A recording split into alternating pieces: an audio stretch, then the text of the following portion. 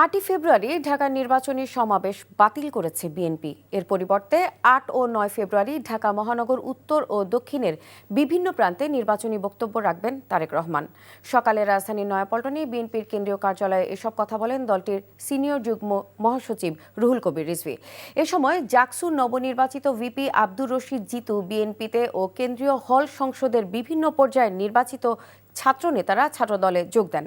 তাদের যোগদান প্রসঙ্গে রিজভী বলেন, দেশের স্বাধীনতা ও সার্বভৌমত্ব রক্ষায় বিএনপির অবদানে অনুপ্রাণিত হয়ে তরুণ এসব নেতৃত্ব বিএনপির ছায়াতলে এসেছে। এছাড়া দ্রুতই ছাত্রদলের নতুন নেতৃত্ব আসবে বলেও জানান ছাত্রদল সভাপতি রাকিবুল ইসলাম রাকিব। আমাদের 8 তারিখের সমাবেশে জনসভার কর্মসূচি আমরা বাতিল করেছি।